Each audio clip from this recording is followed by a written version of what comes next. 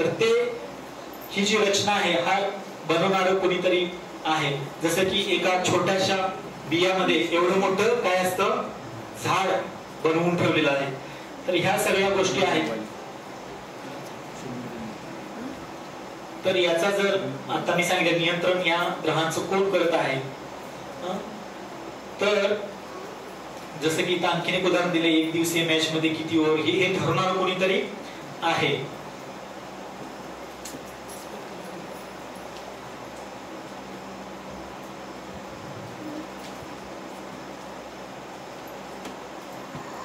तर हे सर्व काही ठरवणारं कोणीतरी आहे.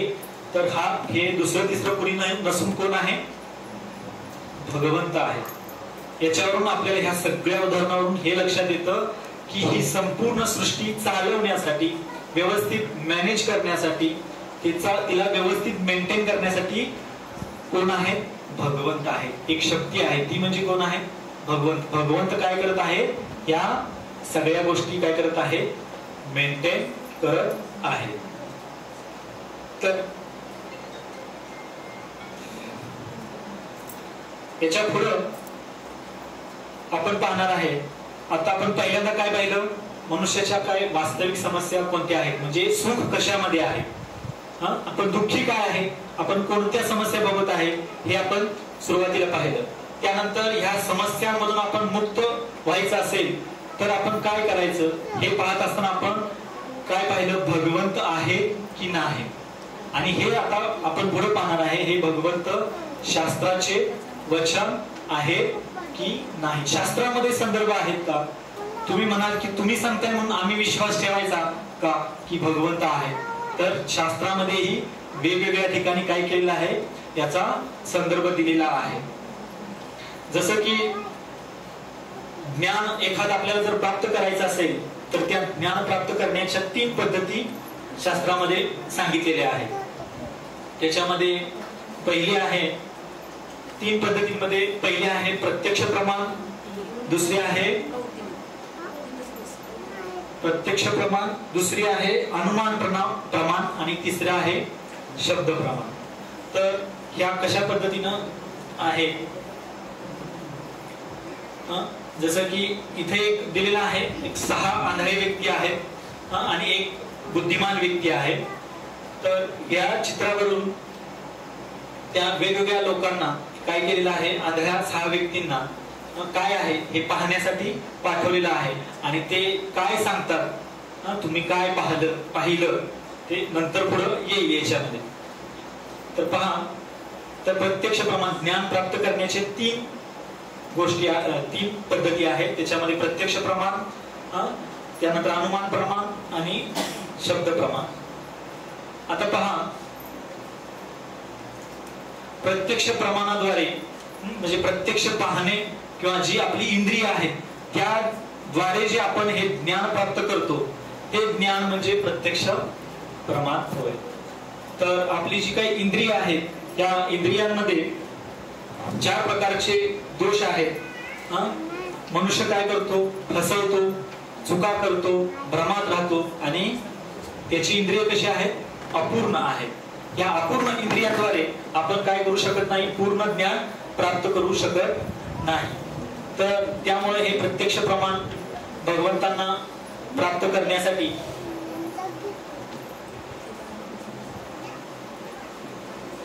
पूर्णतः योग्य आहे असं आपण म्हणू शकत नाही. अनुमान प्रमाण आहे. तर त्याच्यामध्ये पहा, जसं की डार्विन जो आहे सिद्धांत, डार्विनचा सिद्धांत त्यानं उत्क्रांतीवादाचा काय केला, सिद्धांत मांडला. आणि तो याच्यामध्ये काय सांगत होता की मनुष्य जो आहे तो कोणाचा वंशज आहे, मनुष्याचे वंशज किंवा पूर्वज कोण आहेत म्हणून सांगितले डार्विनने, माकडाचे. इज इट, तुम्ही माकडाचे, तुमचे वंशज किंवा पूर्वज माकड होते, तुम्हाला याच्यावरती विश्वास आहे नाही. परंतु ज्या वेळेला डार्विनने हा सिद्धांत मांडला उत्क्रांतीवादाचा, हा सिद्धांत मांडल्यानंतर काहीच वर्षानंतर त्यानं त्याचं जे चरित्र लिहिलं तर त्या चरित्रामध्ये तो काय म्हणतो की मी जे काही हा सिद्धांत मांडलेला आहे असं असण्याची शक्यता असू शकते. म्हणजे त्यानं काही कन्फर्म काय सांगितलं का नाही, असं असू शकतं की माणूस काय, माणसाचे पूर्वज कोण आहेत, माकड आहेत. मग तो कालांतराने उत्क्रांती होत होत होत मग त्याचं शेपूट नाहीसं झालं. मग तो 4 पायावर होता, तो उभा राहिला, त्याचा कणा जो आहे तो ताट झाला, 2 पायांचं रूपांतर 2 हातामध्ये झालं. हे काय म्हणतो तो, हे माझं एक अनुमान आहे. मग त्यानं अनुमानाद्वारे जे ज्ञान प्राप्त केलं ते पूर्ण आहे का, नाही, अपूर्ण आहे. तर हे अनुमान प्रमाण हे अपूर्ण आहे. त्याच्यानंतर याच्यामध्ये तसं सांगितलेलं आहे, काही विशेष जे काही शोध लावलेले आहेत त्याच्यामध्ये ज्या चुका झालेल्या आहेत, जसं की प्लेग हा रोग ज्या वेळेला आलेला होता सुरुवातीला, त्यावेळेला त्यांचे जे शोध घेणारे होते की त्याच्यावरती औषध शोधणारे जे होते, त्यांना काय वाटलं पहिल्यांदा, हा प्लेग कुणामुळे आलाय, मांजरांमुळे आलाय. म्हणून मांजरांमुळे आलाय म्हणून त्यांनी काय केलं, सगळ्या मांजरांना मारून टाकलं. काय केलं, सगळ्या मांजरांना मारून टाकलं. पुन्हा संशोधन केल्यानंतर काय लक्षात आलं की हा मांजरांमुळे नाही झाला, हा उंदरांमुळे झाला. आता मग उंदरांना मारायचं तर कोणाची गरज आहे, उंदराला कोण खाऊन टाकतं बरं, मांजर. मग ह्याने काय केलं, मांजरांना. म्हणजे काय की अनुमान किंवा तर्क करत यांनी काय केलं, ज्ञान प्राप्त करण्याचा प्रयत्न केला आणि ते अधुरं राहिलं, त्याच्यामध्ये काय दोष राहिले. तर हे अनुमान प्रमाण वापरल्यामुळं. त्यानंतर तिसरं आहे, तर आपण जर प्रसन्न राहायचं असेल तर प्रसन्न राहण्यासाठी आपल्याला अर्धवट ज्ञानाची प्राप्ती करून काहीही उपयोग नाही. कुठल्याही गोष्टीचं जर आपल्याला अर्धवट ज्ञान असेल तर ते काय असतं, घातक असतं. आणि आपल्याला प्रसन्न जर व्हायचं असेल तर काय, कसं आपल्याला पूर्ण ज्ञान प्राप्त झालं असेल, व्हायला पाहिजे, त्यावेळेला आपण प्रसन्न राहू शकतो. तर पहा इथे एक छोटासा, जर अपूर्ण ज्ञान असेल तर आपली अवस्था काय होऊ शकते ते या ठिकाणी दाखवलेलं आहे. बघा, त्याला नॉलेज नाही, पहिलं मशीन आहे ते, पण तो असं चालत होता, ते कसं यूज करायचं.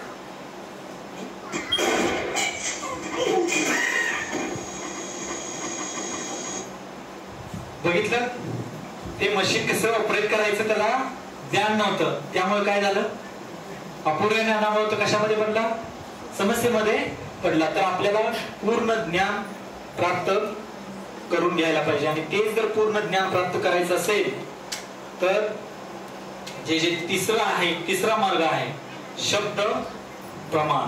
म्हणजे शब्द प्रमाण म्हणजे काय, एका अधिकृत व्यक्तीकडून आपण काय केलं पाहिजे, ऐकलं पाहिजे.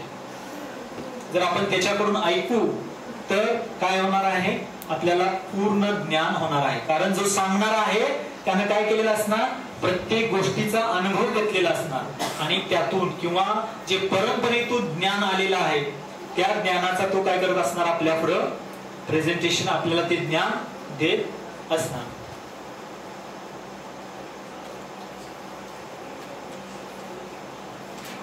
तर ह्या शब्द प्रमाणाद्वारे आपण भगवंतांना जाणू शकतो. तर जशी वेदांमध्ये ही जी वेद आहेत किंवा हे जे शास्त्र आहे, या शास्त्रांमध्ये अचूक आणि परिपूर्ण असं ज्ञान दिलेलं आहे. आणि या वैदिक शास्त्रांमध्ये वेगवेगळ्या काय केलेल्या आहेत, भविष्यवाणी केलेली आहेत. जसं की याच्यामध्ये भगवान बुद्ध भागवत पुराणमध्ये त्यांचा उल्लेख आहे. त्याचबरोबर 550 वर्षापूर्वी श्रीमान चैतन्य महाप्रभू या पृथ्वीवरती अवतरले होते, त्याची भविष्यवाणी झालेली होती. त्याचबरोबर चाणक्य आहेत, गौतम बुद्ध आहेत, सम्राट अशोक आहेत, हे वेगवेगळे ह्या व्यक्तींची काय केली आहे, यांनी परिपूर्ण ज्ञान दिलं आणि याचं काय आहे, त्यांनी भविष्यवाणी केलेली आहे. भगवंतांबद्दल वेगवेगळे कसे अवतार भगवंत घेतात. तर आपण जर हे जे ज्ञान आहे हे जर प्राप्त करायचं असेल तर हे ज्ञान प्राप्त करण्यासाठी, वैदिक ज्ञान प्राप्त करण्यासाठी 4 प्रामाणिक संप्रदाय सांगितलेले आहेत. किती संप्रदाय? 4 प्रामाणिक संप्रदाय. त्याच्यामध्ये पहिला आहे श्री संप्रदाय, दुसरा आहे ब्रह्म संप्रदाय, तिसरा आहे रुद्र संप्रदाय आणि चौथा आहे कुमार संप्रदाय. ह्या 4 संप्रदायामधून जे काही ज्ञान आपल्याला प्राप्त होत आहे ते अधिकृत आणि परिपूर्ण आहे. आता तुम्ही म्हणाल की हे ज्ञान अधिकृत आणि परिपूर्ण कसं काय आहे? कारण हा जो स्त्री संप्रदाय आहे याच्या पाठीमागे कोणाचं चित्र दिसते तुम्हाला? कोण आहे? लक्ष्मीजी आहे. तर हे स्त्री संप्रदाय कोणापासून आलेला आहे? लक्ष्मीजींपासून आलेला आहे. ब्रह्म संप्रदाय हा कोणाकडून आलेला आहे? क्रिएटर म्हणतो आपण ज्यांना, ब्रह्माजींपासून आलेला आहे. रुद्र संप्रदाय कोणापासून आलेला आहे? शिवजींपासून आलेला आहे. आणि कुमार संप्रदाय हे 4 कुमार आहेत, त्या 4 कुमारांपासून आलेला आहे. तर यांच्यापासून, ह्या 4 संप्रदायापासून जे ज्ञान आपल्याला प्राप्त होतं ते ज्ञान काय आहे? परिपूर्ण आहे, अधिकृत आहे, प्रमाणित आहे आणि प्रामाणिक आहे. ह्या द्वारे आपल्याला जे ज्ञान प्राप्त होईल त्या ज्ञानाद्वारे आपली कोणत्याही प्रकारची फसवणूक होणार नाही. म्हणूनच आपल्या जीवनातले सर्वात महत्वाचे 2 ग्रंथ आहेत. त्याच्यामध्ये पहिला आहे तो श्रीमद भगवत गीता आणि दुसरा श्रीमद भागवतम. हे मनुष्याच्या जीवनातील महत्वाचे 2 ग्रंथ आहेत. तुकाराम महाराज ही सांगतात ना, गीता भागवत काय पुढं, गीता भागवत करीती श्रवण अखंड चिंतन विठोबाचे. गीता आणि भागवत आलं ना, गीता आणि भागवत जो श्रवण करेल तो काय करणार? अखंडपणे भगवंतांचं काय करणार आहे? ज्ञान घेणार आहे. तर पहा, भगवंतांबद्दल शास्त्रामध्येही काय केले आहेत? वेगवेगळ्या ठिकाणी वेगवेगळे संदर्भ आहेत. बघा, आपला प्रवास सुरुवातीपासून कसा होता? आपल्याला सुखाचा शोध, वास्तविक समस्या कोणत्या आहेत त्या आपण जाणल्या. त्यानंतर आपण काय केलं? ह्या समस्या जाणल्यानंतर ह्या समस्या दूर कोण करू शकतं? तर आपल्याला उत्तर मिळालं, हे भगवंत दूर करू शकतात. पण पहिला प्रश्न हा आला की भगवंत आहेत की नाहीत? आहेत तर ते कसे आहेत ते आपण पाहिलं. त्यानंतर तुम्ही म्हणताय पण भगवंत आहेत, हे आम्ही का मान्य करावं? प्रश्न असू शकतो. म्हणून शास्त्रांमधले आपण वेगवेगळे संदर्भ पाहिले की भगवंत आहेत आणि भगवंत असण्याची शास्त्रामध्ये वेगवेगळी काय आहे? संदर्भ आहेत किंवा वचनं दिलेली आहेत. आता यानंतर आपण पुढे पाहणार आहे की हे भगवंत आहेत, तर मग भगवंत आहेत तरी कोण? कोण आहेत भगवंत किंवा भगवंत कोणाला म्हणायचं? आज तुम्ही पाहत आहात या जगामध्ये तथागतीत कोणही उठतो, काय करतो? केस वाढवणार, दाढी वाढवणार, बसणार आणि काय म्हणणार?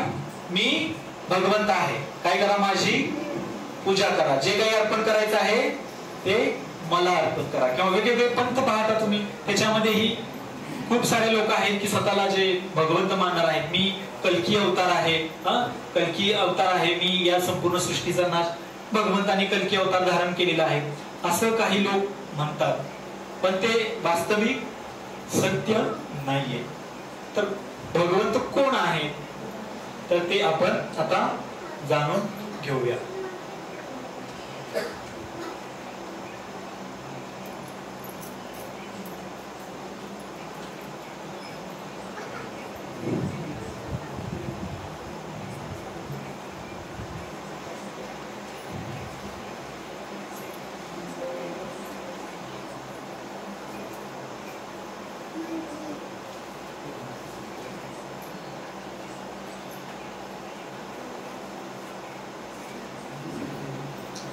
तर पहा, भगवंत कोण आहे हे जाण्या अगोदर भगवान या शब्दाचा आपण अर्थ पहिल्यांदा जाणून घेऊया. भगवान याच्यामध्ये काय संधी विच्छेद केला तर दोन शब्द आहेत. एक आहे भग आणि दुसरा आहे वान. भग म्हणजे काय? ऐश्वर्य. आणि वान म्हणजे ज्याच्याकडे आहे असा तो, म्हणजे कोण? भगवान. ज्यांच्याकडे काय आहे? सर्व ऐश्वर्य आहे, सर्व ऐश्वर्यांचा मालक. आपल्याला एकच ऐश्वर्या माहित असेल जी फार गाजलेली आहे, अभिषेकची, ती नव्हे. हे ऐश्वर्य वेगळं. तर ह्या सर्व ऐश्वर्यांचा जो मालक आहे त्यांना काय म्हटलं जातं? भगवंत, भगवान असं म्हटलं जातं. याच गीतेमध्ये 7व्या अध्यायाच्या 7व्या श्लोकामध्ये सांगितलेलं आहे, मतः परतर ज्ञान किंचित अस्ति धनंजय. म्हणजे भगवंत काय म्हणतात की ही जी सृष्टी आहे ही काय आहे? माझ्या नियंत्रणाखाली चालत आहे. हे सर्व कसे? एका माळेमध्ये जसे मणी ओढलेले असतात, त्या मण्यांमधला जो धागा आहे तो म्हणजे कोण आहे? भगवंत आहे. असं भगवद्गीतेमध्ये भगवान श्रीकृष्ण स्वतः अर्जुनाला सांगत आहेत. त्याचबरोबर भगवंत म्हणतात की मया धक्षेन प्रकृती सुयते सचराचर. म्हणजे ही जी भौतिक प्रकृती आहे ती कुणाच्या अध्यक्षतेखाली कार्य करते? म्हणतात भगवंत माझ्या अध्यक्षतेखाली कार्य करते. जसं भगवंत आदेश देत आहेत तसं ती कार्य करत आहे. तर आता इथं म्हटलेलं आहे सर्व ऐश्वर्यांचा मालक म्हणजे भगवान. तर जे पराशर मुनी आहेत ते भगवंतांची काय करतात? व्याख्या करतात की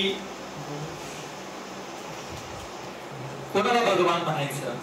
तर या ठिकाणी इथे तुम्हाला स्लाइड मध्ये दिसत असेल काय आहे? पहिलं सौंदर्य. कोण आहे? ओळखतं का? कोण आहे मध्ये? कोण आहे?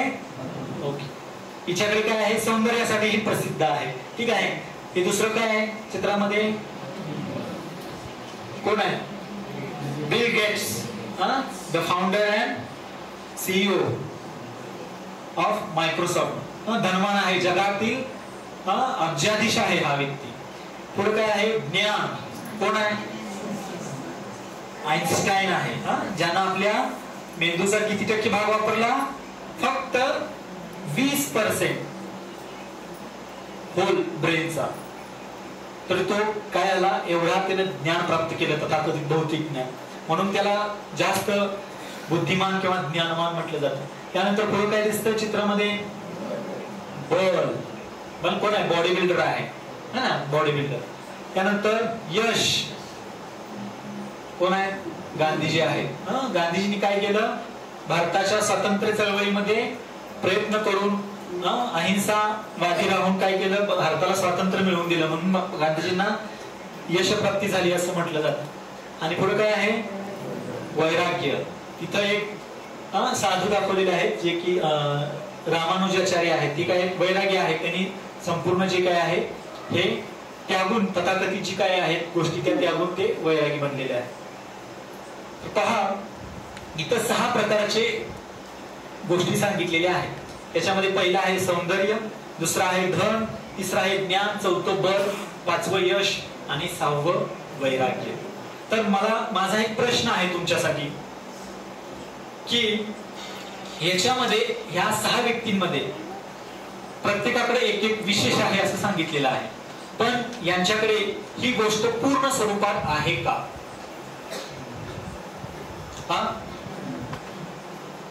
आहे? यांच्याकडं पूर्ण स्वरूपात नाही. इथं आपण मगाशी पाहिलं सौंदर्य. इथं जे आहे, जी इथं अभिनेत्री दिसत आहे तिला कोणता? वार्धक्य किंवा वृद्धापकाळ हा नियम लागू होतो. कालांतराने काय होणार आहे? वृद्ध होणार आहे. आणि पुन्हा तिचं सौंदर्य काय होणार आहे? नष्ट होणार आहे. पुढे आहे धन. याचं धन तर काय कायमस्वरूपी राहणार आहे का? नाही राहणार. म्हणजेच काय? इथं जेवढे काही दिसत आहेत हे यांच्याकडे हे पूर्ण रूपात नाहीये. आता ही जी 6 प्रकारची जी षड ऐश्वर्य आहेत ही ज्या व्यक्तीकडे पूर्ण स्वरूपात आहे, पूर्ण रूपात आहे, त्याला म्हणायचं भगवंत. त्यांना काय म्हणायचं? भगवंत. पूर्ण रूपामध्ये त्याचा कधीही क्षय होणार नाही किंवा त्यांची बराबरीही कोणीही करू शकणार नाही. हे सर्व गोष्टी ज्या व्यक्तीकडे आहेत त्याला म्हणायचं ईश्वर किंवा परम ईश्वर किंवा भगवान किंवा भगवंत म्हणायचं. कारण बघा आता इथं दाखवलेलं आहे भगवंत कोण आहे, ज्यांच्याकडे ही 6 ऐश्वर्ये पूर्ण स्वरूपामध्ये आहे. आता धनाच्या बाबतीत एखादा म्हणू शकतो की मी लखपती आहे, लाखांनो पैसा असला तर तुम्ही शकतो मी लखपती आहे. एखादा म्हणू शकतो माझ्याकडे अरबोनी पैसा आहे, मी अरबपती आहे. पण एखादा करोडपती असं आहे असं म्हणू शकेल. पण या जगामध्ये एकमेव भगवंत असे आहेत जे काय म्हणू शकतात मी लक्ष्मीपती आहे. एकटेच फक्त भगवंत काय आहे लक्ष्मीपती आहे. म्हणजे संपूर्ण धन जे आहे ते भगवंतांकडे आहे. पाकिस्तानचा एक योद्धा होता मोहम्मद अली नावाचा. काय नाव त्याचं मोहम्मद अली. त्याला त्याच्या बळावरती शरीरयष्टीवरती इतका विश्वास होता की तो काय म्हणायचा या जगामध्ये रेसलर होता तो, या जगामध्ये मला कोणीही हरवू शकत नाही, अगदी वरून देव जरी आला तरी मला हरवू शकत नाही. पण आयुष्याच्या शेवटी तिची ही अवस्था झाली की एक पाण्याचा ग्लास जरी त्याला उचलायचं म्हटलं तर त्याला तो हातामध्ये धरता येत नव्हता. त्याचं बल हे पूर्ण बल आहे का नाही. तर हे जे आहेत गोष्टी हे जी पूर्ण स्वरूपामध्ये ज्यांच्याकडे आहेत त्यांना आपण काय म्हणतो भगवंत म्हणतो. भगवंत काय आहे करोडो ब्रह्मांडाचे काय आहेत मालक आहेत, उद्गाते आहेत. भगवंतांच्या रोमकुपातून एक कुपातून काय होतात हजारो ब्रह्मांड बाहेर पडतात. आणि आपल्याकडं एक 1 BHK फ्लॅट असला, एक 4 व्हीलर असली आणि थोडासा बँक बॅलन्स असलो की आपण काय झालो बिलेनियर आणि पुढे काय ट्रिलियनियर. पण भगवंतांची जर संपत्ती मापायचं म्हटलं ना मेजरमेंटच नाही करू शकत आपण त्याच. भगवंतांना काय आहे पूर्ण रूपात आहे. आणि एवढं सगळे भगवंतांकडे धन असून सुद्धा भगवंत ह्याच्यामध्ये अडकून नाही येत. त्यांना एवढं म्हटलं तर त्याच्यामध्ये आसक्ती नाही. आपल्या गाडीला रस्त्यावरून जाताना जर कुणी ठोकरलं तर आपण उतरतो, माझ्या गाडीला बोलता नाही काय बोलतो माझ्या गाडीला ठोकरलं एवढं माझं नुकसान झालं, तुम्ही काय डोळे झाकून गाडी चालवत होता का. म्हणजे आपण काय समजतो ती गाडी म्हणजे कोण आहे मी स्वतः आहे. म्हणजे काय आलो आपण त्याच्यामध्ये आसक्त झालो. छोटीशी गाडी आहे, यंत्र आहे जे आता शासनाच्या नियमानुसार 15 वर्षानंतर बार होतं, एज बार होतं, स्क्रॅप करावं लागतं त्याला.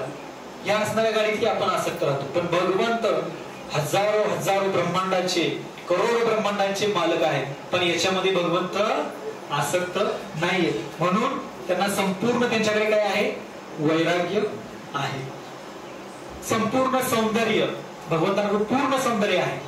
कारण जे सौंदर्याचे जे अधिष्ठाता देव आहेत कामदेव, ह्या कामदेवांनाही भगवंत काय करतात स्वतःकडे आकर्षित करून घेतात.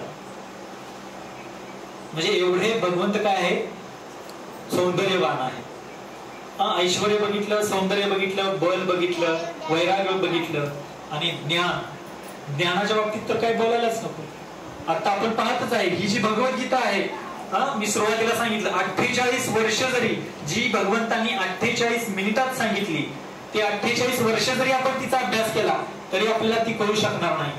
असं कितीतरी शास्त्रांचं भगवंतांना काय आहे ज्ञान आहे आणि पूर्ण ज्ञान आहे. असं नाही की अर्धवट आहे, त्याच्याबद्दल कुठल्याही गोष्टीचं भगवंतांकडे पुरेपूर समाधान नाही, पूर्ण स्वरूपामध्ये आहे. तर हे ह्या ज्या गोष्टी ज्यांच्याकडे आहेत त्यांना भगवंत म्हटलं जायचं. तर भगवद्गीतेमध्ये 10व्या अध्यायाच्या 42व्या श्लोकामध्ये सांगतात माझ्या स्वतःच्या एका अंशाने मी संपूर्ण विश्वाला व्यापून टाकतो. एक अंश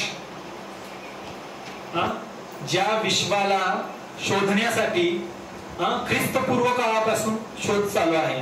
कोलंबसनं काय अमेरिका शोधली, वास्को द गामानं काय तर शोधलं, अजून अंटार्क्टिका कोणी शोधलं, काय आहे तिकडे ते काही माहित नाही. हे फक्त एका पृथ्वीच चाललेलं आहे. भगवंत काय म्हणताय एका अंशाने संपूर्ण विश्वाला भगवंत म्हणतायत की मी व्यापून टाकतो. तर हे भगवंत आहे. आणि भगवंतांचं जे श्रेष्ठत्व आहे ते श्रेष्ठत्व सर्व जे आपले आचार्य आहेत त्यांनीही स्वीकारलेलं आहे. श्रीमद भागवतम मध्ये याचा उल्लेख आहे. येथे चांश कला पुंस कृष्णस्तु भगवान स्वयं. भगवान श्रीकृष्ण हे कोण आहे? स्वतः काय आहे? भगवंत आहे. तर हे श्रीमद भागवत पुराण आहे. त्याच्या पहिल्या स्कंदाच्या 3ऱ्या अध्यायातील 28व्या श्लोकामध्ये आपले आचार्यही याला मान्यता देतात. सर्व जे ऋषी आहेत, नारद असतील, आसित असतील, देवल, व्यास यासारखे महान ऋषीही भगवान श्रीकृष्ण हेच पूर्ण पुरुषोत्तम भगवंत आहेत याला मान्यता देतात. त्याचबरोबर मध्वाचार्य, रामानुजाचार्य आहेत ज्यांनी रंगनाथजींची पूजा आराधना केली. मध्वाचार्यांनी जे उडुपी कृष्ण आहेत त्यांची आराधना केली. पुढे जाऊन चैतन्य महाप्रभूंनी जगन्नाथाची आराधना केली. शंकराचार्यांनी बद्रीनाथांची आराधना केली. तर हे सर्व जे आहेत आचार्य आहेत हे सर्वजण काय मान्य करतात की श्रीकृष्ण हेच काय आहे? पूर्ण पुरुषोत्तम भगवंत आहे. आणि हे असे भगवंत जे षड ऐश्वर्याने युक्त आहेत हेच भगवंत आपल्याला काय करू शकतात? ज्या काही आपल्या जीवनातल्या ज्या काही समस्या आहेत त्या समस्यातून आपल्याला बाहेर काढू शकतात. तर पहा, जर भगवंतांना जर आपल्याला जर समजून घ्यायचं असेल तर जसा सूर्य आहे, सूर्याला वेगवेगळ्या भाषेमध्ये वेगवेगळ्या नावाने संबोधलं जातं. जसं संस्कृत मध्ये भास्कर असं म्हटलं जातं, तृषा असं म्हटलं जातं. रवी हे पण सूर्याचं नाव आहे. दिनकर म्हटलं जातं. अशी सूर्याची कितीतरी नावं आहेत. तर वेगवेगळ्या नावांनी संबोधलं गेलं म्हणून सूर्य काय वेगवेगळा आहे का? नाही. सूर्य काय आहे? एकच आहे. त्याच पद्धतीनं भगवंतांना वेगवेगळे भगवंत अवतार घेतात. तर भगवंतांना कधी विष्णू रूपात जाणलं जातं, कधी नरसिंह रूपात जाणलं जातं, कधी राम रूपात जाणलं जातं. तर हे जरी वेगवेगळ्या नावाने त्यांना संबोधलं गेलं तरी हे जे भगवंत आहे हे भगवंत पूर्ण पुरुषोत्तम भगवान श्रीकृष्ण काय आहे? एकच आहे. तेच काय आहे? पूर्ण पुरुषोत्तम भगवंत आहे. आता अवतार म्हणजे काय? अवतार म्हणजे वरून खाली येणे. कुठून? भगवंतांच्या धामातून ज्या वेळेला या आपल्या सगळ्या जीवांसाठी भगवंत खाली येतात, पृथ्वीवर येतात, त्यावेळेला काय म्हटलं जातं? त्यांना अवतार घेतला असं म्हटलं जातं. आता कुणी म्हणेल की तुम्ही म्हणताय की कृष्ण हेच पूर्ण पुरुषोत्तम भगवंत आहेत, मग विष्णू का नाही येत बरं? विष्णू जर भगवान श्रीकृष्णांकडून पासूनच येत असतील तर विष्णू का नाहीये? कारण भगवंतांकडे 64 गुण आहेत. किती गुण आहेत? तसे भगवंतांकडे अमर्याद गुण आहेत. पण आपण जेवढे मोजू शकतो तेवढे 64 गुण आहेत. तर ह्या 64 गुणांपैकी 60 गुण जे की भगवान विष्णूंमध्येही आहेत आणि भगवान श्रीकृष्णांमध्ये दोघांमध्येही समान आहेत, 60 गुण. पण वरचे जे 4 गुण आहेत जे विशेष गुण ते फक्त कुणाकडे आहेत? भगवान श्रीकृष्णांकडे आहेत. म्हणून भगवान श्रीकृष्णांनाच पूर्ण पुरुषोत्तम भगवंत म्हटलं जातं.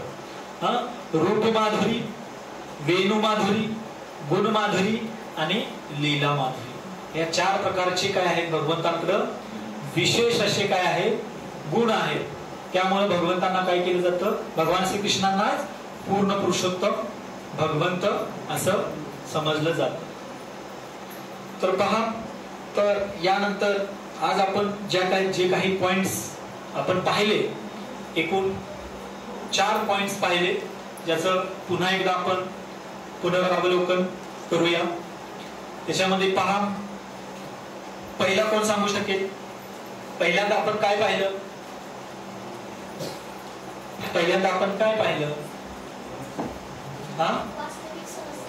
आपल्या वास्तविक समस्या काय आहे? कोणत्या आहेत समस्या?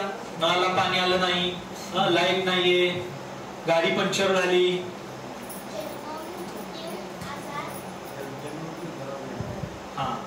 4 समस्या कोणत्या आहेत?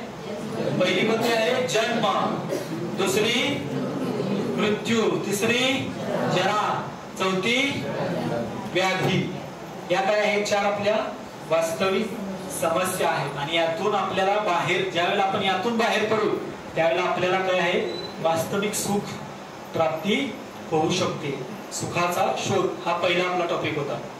दुसरा, हे या समस्यातून आपल्याला पार किंवा बाहेर काढण्यासाठी कोण सहाय्य करू शकतं हे आपण जाणण्याचा प्रयत्न केला. कोण कोण सहाय्य करू शकतं?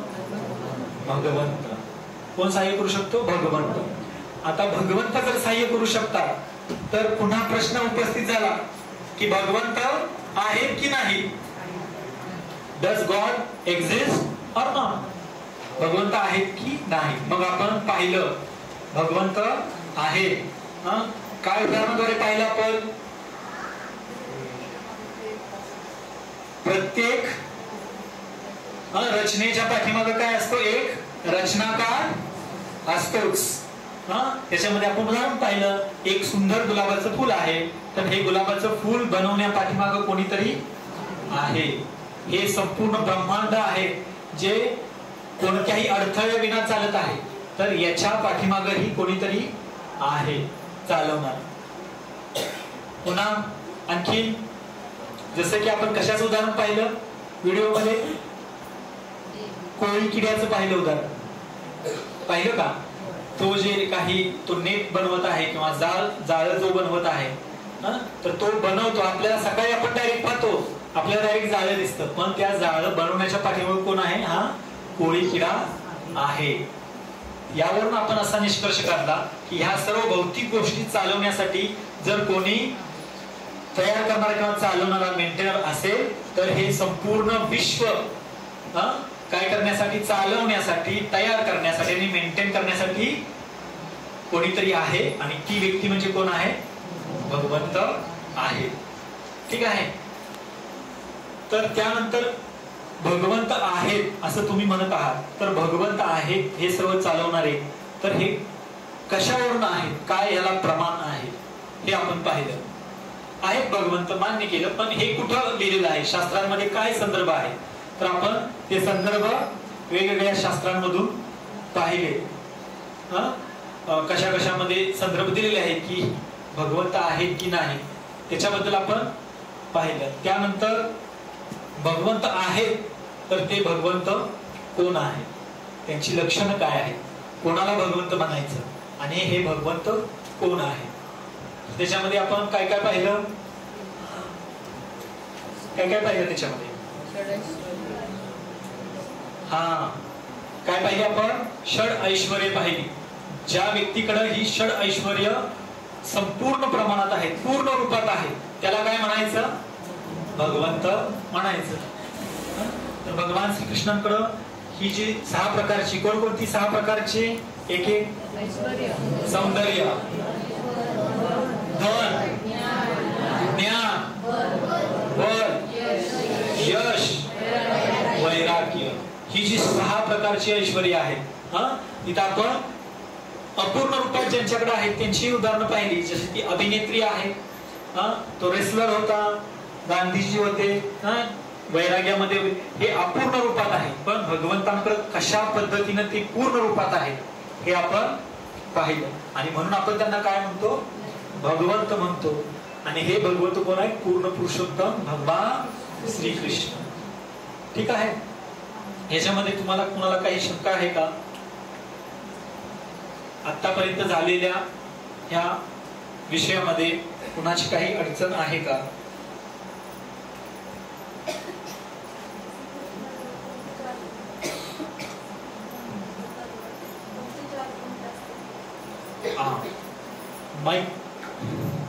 माईक घेऊन तुम्ही विचारू शकता. ज्याचा प्रश्न आहे त्याच्याकडे चालू.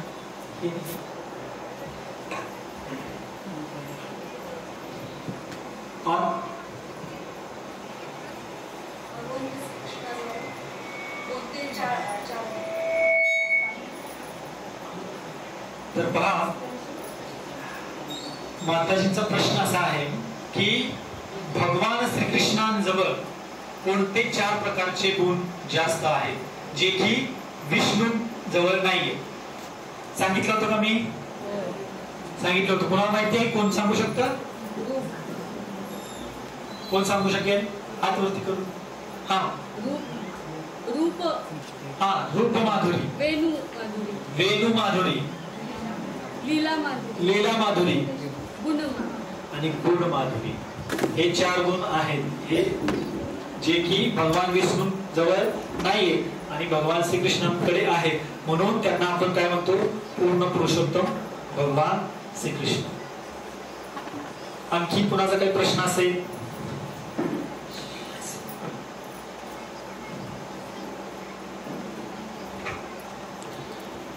कुणाची काही प्रश्न, शंका?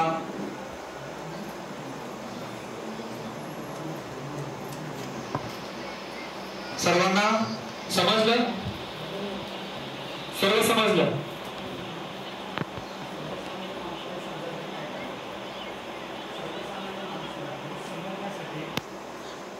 हा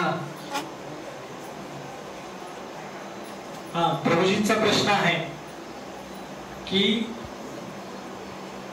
पूर्ण पुरुषोत्तम श्रीकृष्ण हे भगवंत आहेत हे सर्वसामान्य लोकांना समजण्यासाठी काय करायला पाहिजे? काय करायला पाहिजे? मी तर सांगेनच, पण प्रथम तुम्ही सांगा की काय करायला हवं. ज्यांना येतो कधी हात वरती करायचा किंवा काय सांगायचं असेल. हा, येस प्रभू.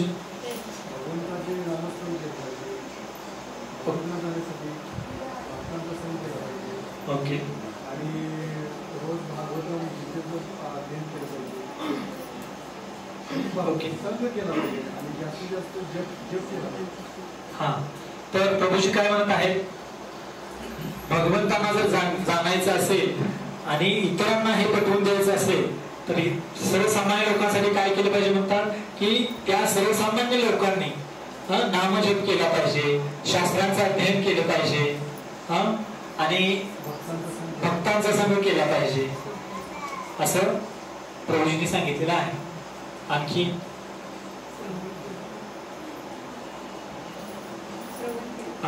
भगवंतांना पूर्ण शरण गेलं पाहिजे. हा, माताजींचं असं म्हणणं आहे की भगवंतांना पूर्ण शरणागत झालं पाहिजे. भगवंतांविषयी श्रवण केलं पाहिजे.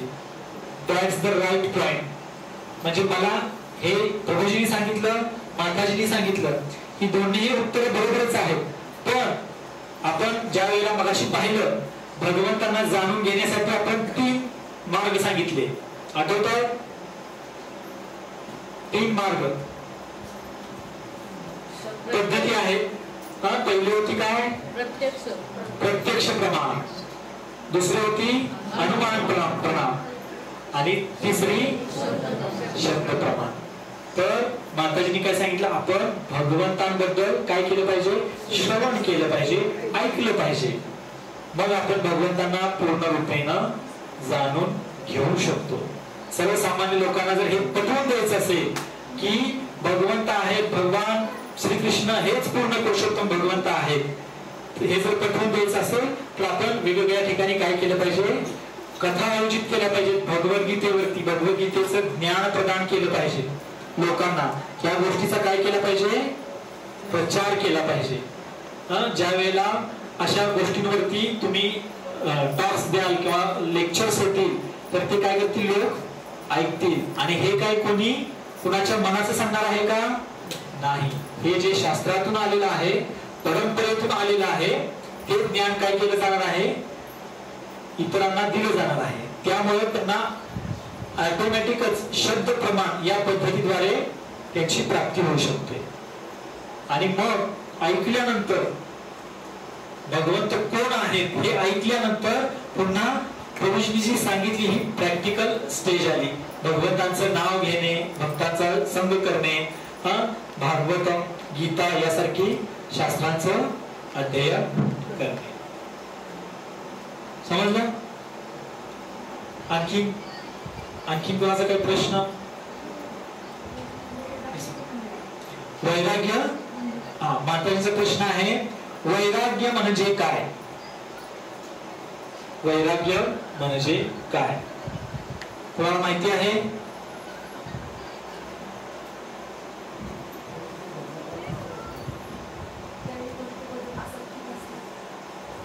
बरं, कुठल्याही गोष्टीबद्दल आसक्ती नसणे म्हणजे वैराग्य. मग आसक्ती म्हणजे काय?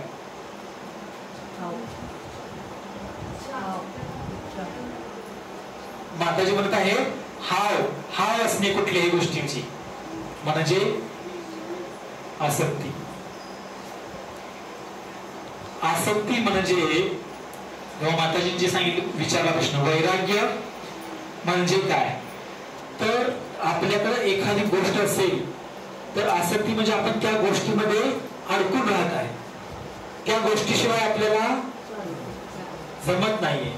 ती गोष्ट आपल्याला जिथंही आपण जाईल त्या ठिकाणी ती असली पाहिजे, किंवा ती गोष्ट आपल्यापासून दूर जाईल याची आपल्याला काय वाटते? ज्यावेळेला भीती वाटते त्यावेळेला असं समजायचं की आपण त्या गोष्टीमध्ये काय आहे? आसक्त आहे. मग ही आसक्ती कशामध्येही असू शकते. धनामध्ये असू शकते, व्यक्तीबद्दल असू शकते, वस्तूबद्दल असू शकते, किंवा एखाद्या विशिष्ट ठिकाणाबद्दल सुद्धा असू शकते.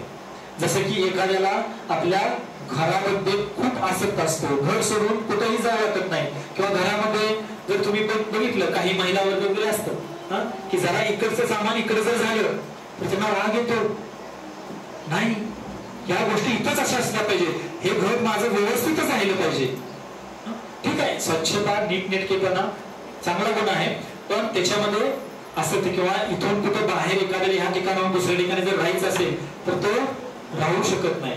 एखाद्याची धनाप्रती असते, एखाद्याची एखाद्या व्यक्ती प्रती असते,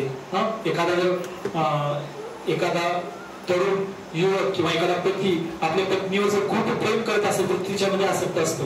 पत्नीला नाही बघितलं किंवा पत्नीनं पतीला नाही बघितलं तर त्यांना असं काहीतरी चुकल्यासारखं वाटतं. हे कशाची लक्षण आहे? आसक्तीची लक्षण आहे. आणि असं म्हटलं गेलं आसक्तीबद्दल, आसक्ती कधीही आसक्ती आहे, कधी पण येऊ शकते ही आसक्ती. आपल्याला माहिती होत नाही की आपण याच्यामध्ये आसक्त होत आहोत. आता आसक्ती म्हणजे काय लक्षात आलं? आता वैराग्य म्हणजे की आपण कोणत्याही गोष्टीमध्ये आसक्त राहिलं नाही पाहिजे. जसं आपण भगवंतांचं उदाहरण सांगितलं की भगवंतांनी लाखो करोड ब्रह्मांडाची निर्मिती केली, पण भगवंत काय म्हणतात? मी या सगळ्यांची निर्मिती करून मी या सर्व सृष्टीमध्ये अंशरूपात असूनही नसल्यासारखं आहे. मी या सगळ्यांपासून काय आहे? वेगळा आहे. आहेत का आसक्त? नाही. ही एखाद्या गोष्टीबद्दल आसक्ती नसणे म्हणजे आपल्याकडे ते वैराग्य असलं पाहिजे. एखादी गोष्ट आपल्याला असली, समजा आपल्याकडे आता एक साधं उदाहरण घेऊया, एक 10 पेन आहेत आणि त्या 10 पेनामधले समजा 4 जणांनी पेन मागितले आणि ते पेन आपण त्यांना जर नाही देत म्हटले का, तर ते पेन कोणाचे आहेत? माझे आहेत. अहो तुमचे जर असले तरी मला द्या थोड्या वेळ. नाही, ते माझे आहेत, फक्त ते मीच वापरणार, मी इतर कुणाला देऊ शकत नाही. आपण त्या वस्तूमध्ये काय आहे? आसक्त आहे. आणि जर आपण आसक्त नसतो किंवा डिटॅच असतो तर आपण लगेच देऊन टाकू, हे घ्या, तुम्ही घेऊ शकता. म्हणजे एखाद्या गोष्टीबद्दल आपल्याला जास्त ओढ किंवा लगाव असला नाही पाहिजे. ज्यावेळेला आपण त्याच्यापासून पूर्ण डिटेच किंवा अनासक्त असू तर त्यावेळेला आपल्याकडे ते वैराग्य येतं. त्याला आपण काय वैराग्य म्हणू शकतो. कुठल्याही धन असेल, सौंदर्य असेल, बल असेल, या सगळ्या गोष्टी आपल्याला या काय याच्यामध्ये आपण अनासक्त असले पाहिजे. समजा एखाद्या माताजीने यातलं म्हटलं की तुमचे जे केस आहेत, मगाशी आपण एक चित्र पाहिलं होतं गांधीजींचं, त्या पद्धतीचं तुम्ही हेअरस्टाईल करा, करतील का? अटॅचमेंट आहे. पण ज्या वेळेला तुम्ही पूर्ण रूपेने भगवंतांना शरणागत व्हाल त्यावेळेला तुमच्यामध्ये हे आसक्ती राहणार नाही. तर लौकिक दृष्ट्या की स्त्रियांनी काय आपली केश रचना जशी आहे भारतीय पद्धतीनं त्या पद्धतीनं जपली पाहिजे. हे जस्ट एक उदाहरण म्हणून मी तुम्हाला सांगितलं. म्हणजे आसक्ती असू शकते, कशाही मध्ये आसक्ती. ते निरासक्त असणे म्हणजे वैरागी असणे. लक्षात आलं? आणखी कोणाचा काही प्रश्न? आपली सर्व इंद्रिय भगवंताची सेवेत असतात. हा नमस्कार आपल्याला भगवंताचं रूप मानले, काळाने भगवंतावर सर्व करले आणि आपल्या पाण्याला भगवंताचे मंदिर वाचन करले. त्यामुळे आपले इंद्रिय कंट्रोल येतात. बरोबर. येस, ते केलं पाहिजे ना. प्रश्न निर्माण कसा आहे की आपले इंद्रिय कुठे लावले पाहिजे. आपली इंद्रिय जी आहेत, जे आपली म्हणजे इंद्रिय आपले सापाचा म्हणजे मदत घेता अलग अलग ठिकाणी स्वस्त नाही. हा स्वस्त नाहीये. म्हणजे अलग अलग प्रॉब्लेम असतो. प्रॉब्लेम प्रत्येक लोकांना की कोण काही करू शकतो मनांचा.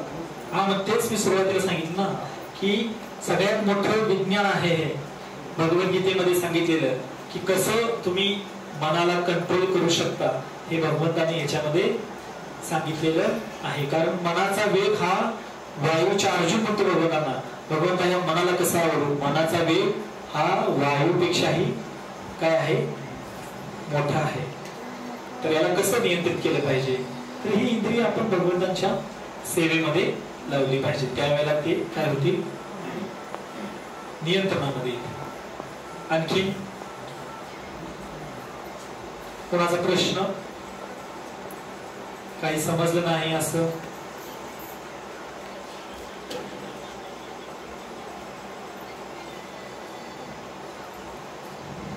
ओके, कोणाचा काही प्रश्न?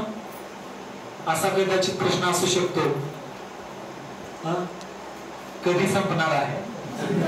हा प्रश्न असू शकतो. पण ठीक आहे, आता संपेल.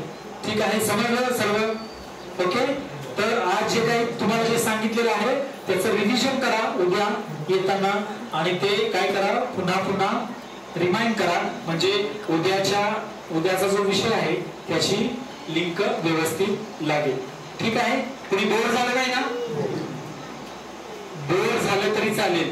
बोर व्हा, चिक्कू व्हा, पेरू व्हा, आंबा व्हा, पण काय करा, उद्या इथं या. कारण हे ज्ञान जे आहे हे तुम्हाला वास्तविक ज्ञान प्रदान केलं जात आहे. याचा अवश्य लाभ घ्या. धन्यवाद. हरे कृष्णा कृष्णा कृष्णा कृष्णा हरे हरे, हरे राम राम राम हरे हरे. श्रील प्रभुपाद की जय. उपस्थित भक्तवृंद की जय.